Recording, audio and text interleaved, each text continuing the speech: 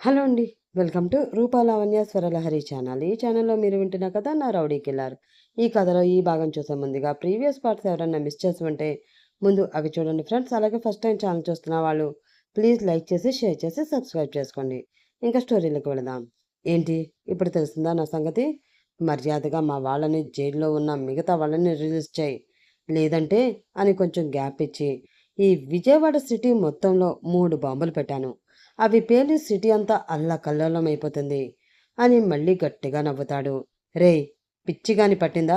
సిటీలో బాంబ్స్ పెట్టడమేంటి అని వెంటనే ఆ కాల్ని రికార్డ్ చేయడం స్టార్ట్ చేస్తాడు శ్రీను. పెద్దగా నవ్వుతూ మా వాళ్ళని వదలకపోతే ఆ బాంబ్స్ అన్నీ ఒకేసారి ఒకే టైంకి పేలతాయి. ఇప్పుడే శాంపుల్ చూపించాగా, డౌట్ ఉంటే చెప్పు, ఇప్పుడే సిటీలో ఇంకొకటి పేల్చి చూపిస్తా అంటాడు పొగరుగా. శ్రీనుకి నిజంగానే టెన్షన్ స్టార్ట్ అవుతుంది. ఈలోపే కాల్ కట్ అయిపోతుంది. వెంటనే డిఐజీ గారికి ఆ వాయిస్ రికార్డ్ పంపించి ఫోన్ చేసి, సార్ ఎమర్జెన్సీ, నేను పంపిన ఆడియో ఫైల్ వినండి, మళ్ళీ కాల్ చేయండి అని చెప్పి పెట్టేస్తాడు.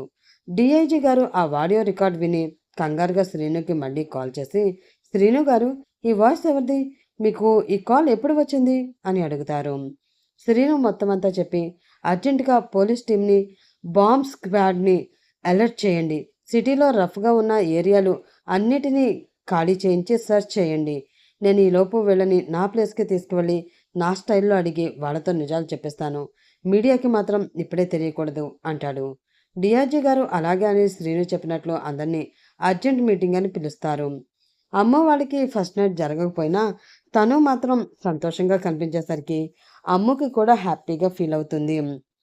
అమ్ము, మేము ఇంకా బయలుదేరుతాము, నాన్నకి మళ్ళీ ఇబ్బంది అవుతుంది అంటుంది అప్పు. ఈలోపు సుజాత గారు వచ్చి, అదేంటి వదిన, అప్పుడేనా? ఎలాగో ఊర్లోనే కదా, పోనీ సాయంత్రం వరకు అయినా ఉండవచ్చు కదా అంటారు. లేదు వదిన గారు, మళ్ళీ వస్తాం అని అలేఖ్య వైపు చూసిన వెంటనే, మేము కూడా రెడీ అమ్మా అని నీరజ్ అలేఖ్య కూడా బయలుదేరతారు. అందరికీ అమ్ము, తను, రాజేష్ బయట వరకు వెళ్ళి బాయ్ చెప్పేసి వచ్చేస్తారు. అమ్ము తనుని సరదాగా కిచెన్లో ఏదో ఆట పట్టిస్తుండగా, అమ్ము అని రాజేష్ పిలుస్తాడు. హా అన్నయ్య అంటూ హాల్లోకి వస్తుంది అమ్ము. నీతో కొంచెం మాట్లాడాలి, కూర్చో అంటాడు. అలాగే చెప్పన్నయ్య అంటూ అమ్ము కూడా రాజేష్ పక్కనే కూర్చుంటుంది. రాజేష్ అమ్ము కళ్ళలోకి చూస్తూ, నిజం చెప్పు, మీ ఇద్దరు నా దగ్గర ఏదైనా దాస్తున్నారా అని అడుగుతాడు. అమ్ము షాక్ అయి, అదేంటి, నిన్న నైట్ ఇంకా మాట్లాడుకున్నామో లేదో, అప్పుడే అన్నయ్యకి ఎలా అనుమానం వచ్చేసింది అని ఆలోచిస్తూ ఉంటుంది. ఏం ఆలోచిస్తున్నాంరా, నిజం చెప్పు. శ్రీను ఇప్పటి వరకు నాకు చెప్పకుండా ఏమీ చేయలేదు, కానీ 2 రోజుల నుండి నాకేం చెప్పట్లేదు. నిన్న డిఐజీ గారి ఆఫీస్కి వెళ్ళి ఆయనతో చాలాసేపు మాట్లాడాడట, కానీ ఇప్పటి వరకు చెప్పలేదు. అందుకే అడుగుతున్నా. వాడికేం కాకూడదు అనేదారా నా బాధ. ప్లీజ్ నువ్వైనా చెప్పరా అంటాడు. అదేం లేదన్నయ్య, కానీ ఒక్క విషయం, శ్రీను ఎప్పుడు ఏం చేసినా దానికి ఏదో ఒక కారణమైతే ఉంటుంది. నువ్వు తనని నమ్ముతావు కదా అంటుంది అమ్ము. అదేంట్రా అలా అంటున్నావు? వాడు నాకు పుట్టినప్పటి నుండి ఫ్రెండ్, ఒకే ఒక్క ఫ్రెండ్. నేను వాడిని కాక ఇంకెవరిని నమ్ముతాను చెప్పు అని రాజేష్ అనగానే అమ్ము రాజేష్ చేతులు పట్టుకుని, కదా మరెందుకు చెప్పు అంత కంగారు? శ్రీనుపై నమ్మకం ఉంచు, కాసేపట్లోనే వచ్చేస్తాడు. ఈలోపు రెస్ట్ తీసుకో, నేను తను దగ్గరికి వెళ్తాను అని కిచెన్లోకి నవ్వుతూ వెళ్ళిపోతుంది. రాజేష్కి కూడా అమ్మ చెప్పింది కరెక్ట్ అనిపించింది. ఇంకా ఆ విషయం వదిలేసి టీవీ ఆన్ చేసి చూస్తూ ఉంటాడు. ఇప్పుడే అందిన బ్రేకింగ్ న్యూస్. విజయవాడ నగర శివారులో జైలుకి సుమారు 10 కిలోమీటర్ల దూరంలో కాసేపటి కిందటే బాంబ్ బ్లాస్ట్ జరిగింది. అక్కడ ఉన్న మా వాళ్ళని ఇప్పుడు అడిగి తెలుసుకుందాం అని అన్ని న్యూస్ ఛానల్స్లో అదే విషయం చూపిస్తూ ఉంటారు. ఇంకా అప్పుడే కొద్దిగా కూల్ అవుతున్న రాజేష్ మళ్ళీ తన వెన్నుపూసని నిటారుగా పెట్టేసి ఇంట్రెస్టింగ్గా చూస్తూ ఉంటాడు. ఇంట్లో వాళ్ళు ఎవరికీ తెలియకుండా సౌండ్ వాల్యూమ్ తగ్గించి అదంతా చూస్తూ ఉంటాడు. అందులో కెమెరాలో ఆ ప్లేస్ అంతా చూపిస్తూ వెనక నుండి ఇది ఎవరిపై దాడి కోసం పేల్చారో ఇప్పటి వరకు తెలియనే లేదు. పోలీసులు ఇంకా రాకపోవడం అందరికీ ఆశ్చర్యాన్ని కలిగిస్తుంది. నగర పోలీస్ శాఖ ఎంతగా నిద్రపోతున్నారా అని ప్రజల తరపున ఛానల్స్ నుండి ప్రశ్నిస్తున్నాం అని చూపిస్తూ ఉంటే, ముందు రోజు వంశీ చెప్పింది గుర్తు తెచ్చుకొని కొంచెం కంగారుగా శ్రీనుకి కాల్ చేస్తూ ఉంటాడు రాజేష్. శ్రీను కాల్ చేసి ఎక్కడా ఆపకుండా ఫాస్ట్గా పోనివ్వండి అన్నాడు అని ప్రతాప్ వాళ్ళు ఉన్న వ్యాన్తో సహా అన్ని జీపులు శ్రీను ప్లేస్కి కాసేపట్లోనే రీచ్ అయిపోతాయి.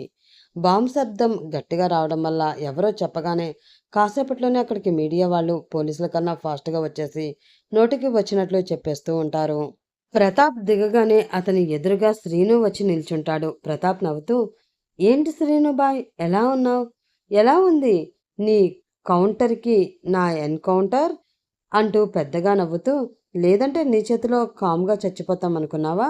ఇప్పుడు గాని మమ్మల్ని వదలలేదో ఈ సిటీ ఇంకా మ్యాప్లోనే కనిపించకుండా చేస్తా అని గట్టిగా నవ్వుతూ ఉంటాడు. మిగతా పోలీసులు, శ్రీను మనుషులు అదంతా చూస్తున్నా ఏం మాట్లాడకుండా భయంతో కామ్గా ఉంటారు. శ్రీను వెంటనే వాడికి కనీసం రిప్లై ఇవ్వకుండా, అలాగే తన మొహంలో కొంచెం కూడా భయం కనబడనివ్వకుండా తన మనుషుల వైపు చూస్తూ, ఏంటి అందరూ అలా చూస్తూ నిల్చున్నారు?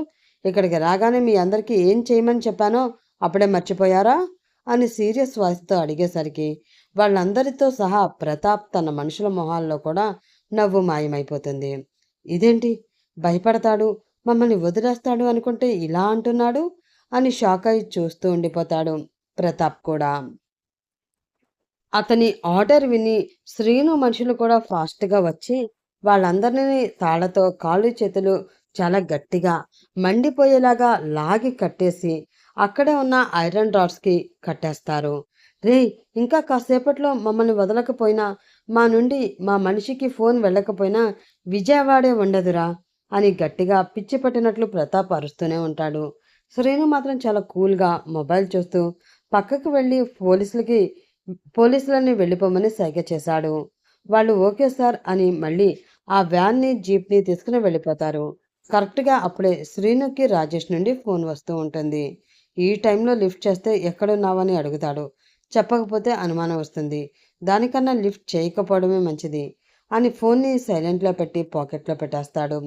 శ్రీను ఫోన్ ఎంతకీ లిఫ్ట్ చేయకపోయేసరికి రాజేష్కి కొంచెం కంగారుగా అనిపించి వెంటనే డిఐజీ గారికి ఫోన్ చేస్తాడు.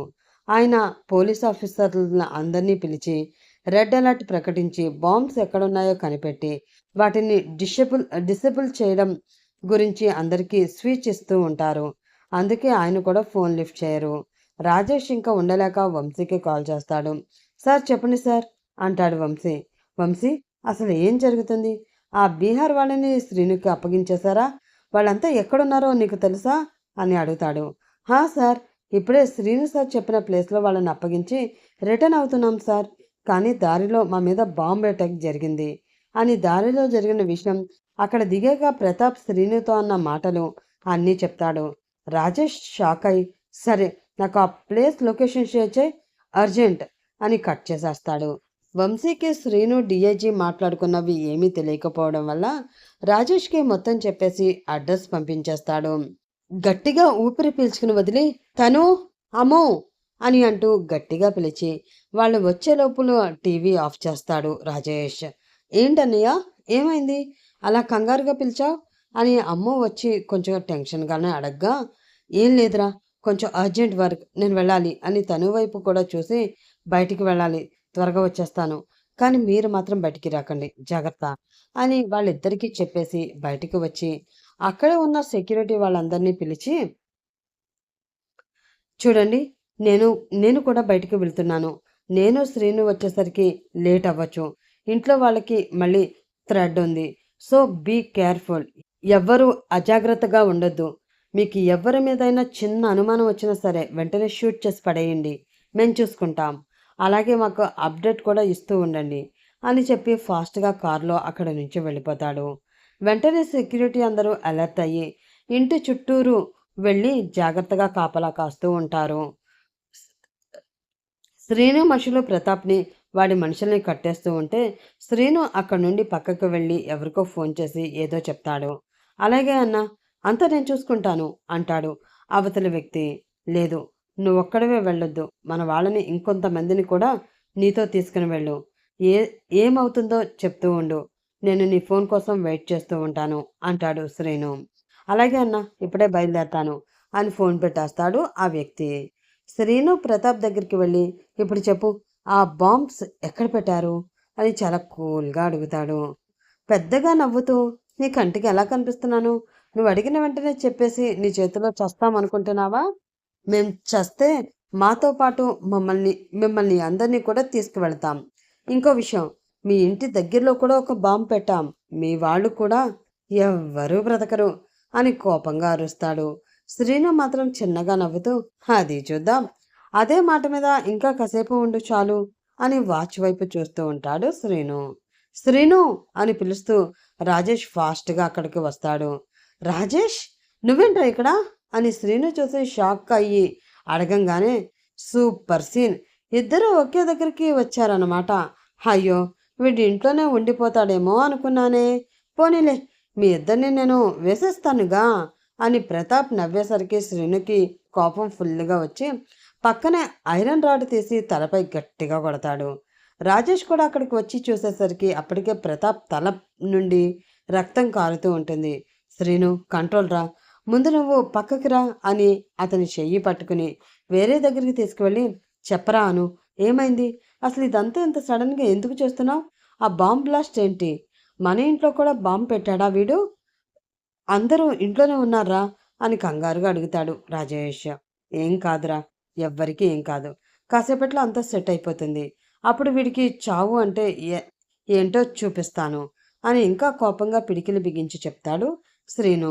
సరే, ముందు ఏమైందో అది చెప్పు అంటాడు రాజేష్. పూర్తిగా కాకపోయినా ఆల్మోస్ట్ చెప్పి, వీళ్ళని ఇప్పుడు చంపకపోతే ఇంకా మరీ అవ్వదురా, అందుకే ఇదంతా అని చెప్తుండగానే కరెక్ట్గా అప్పుడే శ్రీనికి ఫోన్ వస్తుంది. లిఫ్ట్ చేసి అవతల వాళ్ళు చెప్పింది విని కన్నింగా నవ్వుతాడు శ్రీను. మళ్ళీ ప్రతాప్ దగ్గరికి వెళ్ళి, ఇప్పుడు చెప్పరా, ఇందాక ఏదో అన్నావు కదా అని ఫోన్లో ఏదో చూపిస్తాడు. అందులో రికార్డింగ్ వీడియోస్ ఉంటాయి, అవి చూపిస్తాడు. ఒక వీడియోలో బాంబు పెట్టిన ప్రతాప్ మనిషి ఆల్రెడీ దొరికిపోయి శ్రీను మనుషులు వాడిని గట్టిగా కట్టేసి కొడుతూ ఉంటారు. ఇంకో వీడియోలో ప్రతాప్ ఇంకా మిగతా బ్యాచ్ వాళ్ళ అందరి ఫ్యామిలీస్ దినేష్ తన మనుషులతో ఒకే దగ్గర ఉండి వీడియో తీసి పంపిస్తాడు. మిమ్మల్ని చంపాలి అని డిసైడ్ అయిన వెంటనే నా మనుషుల్ని మీ ఫ్యామిలీల దగ్గరికి పంపించానురా. ఏం, మీరే ఎప్పుడు మా ఫ్యామిలీలను చంపడానికి ట్రై చేసి మమ్మల్ని బెదిరిస్తారా? ఇక్కడ విలన్ నువ్వు కాదు, నేను అని గట్టిగా నవ్వేసరికి ప్రతాప్ మిగతా బ్యాచ్ కూడా భయపడిపోతారు. మర్యాదగా బాంబ్స్ ఎక్కడ ఉన్నాయో ఇప్పుడు మీరు చెప్పలేదంటే అక్కడ మీ ఫ్యామిలీస్లో ఒక్కరు కూడా బ్రతకరు. చిన్నపిల్లలు, ఆడవాళ్ళు అని కూడా చూడను, అర్థమైందా అని గట్టిగా అరిచేసరికి అక్కడ ఉన్న అందరూ రాజేష్తో సహా ఒక్కసారిగా ఉలిక్కి పడతారు. లేదు శ్రీను, చెప్తాను, మా వాళ్ళని వదిలేసాయి, వాళ్ళని ఏమీ చెయ్యొద్దు ప్లీజ్ అని బతిమలాడగానే, ముందు చెప్పు అని మళ్ళీ గట్టిగా అరుస్తాడు శ్రీను. బాంబ్స్ ఎక్కడెక్కడ పెట్టారో చెప్పగానే శ్రీను రాజేష్ వైపు చూసి, తేజ, నువ్వు ఇక్కడే ఉండి వీళ్ళని చూసుకోరా, నేను వెళ్ళి ఆ బాంబ్స్ అన్ని డిసేబుల్ చేస్తాను, అప్పుడొచ్చి వీళ్ళ సంగతి తెలుస్తాను అని చెప్పి డిఐజీకి కాల్ చేసి మాట్లాడుతూ అక్కడి నుంచి బయలుదేరతాడు శ్రీను. బాంబ్స్ డిసేబుల్ అవగానే రిస్క్ కాబట్టి వద్దురా అని రాజేష్ చెప్పబోతున్నా వేరే ఆప్షన్ లేదు అని తెలుసు కాబట్టి రాజేష్ కామ్గా ఉండిపోతాడు. ప్రతాప్ మిగతా బ్యాచ్ అంతా భయంతో చూస్తూ ఉంటారు. తర్వాత ఏం జరుగుతుందో తెలుసుకోవాలంటే నెక్స్ట్ పార్ట్ కోసం వెయిట్ చేస్తూ ఉండండి ఫ్రెండ్స్. మీరు వెయిట్ చేస్తూ ఉండండి, నేను నెక్స్ట్ పార్ట్తో వచ్చేస్తాను. అప్పటి వరకు bye bye, have a nice day.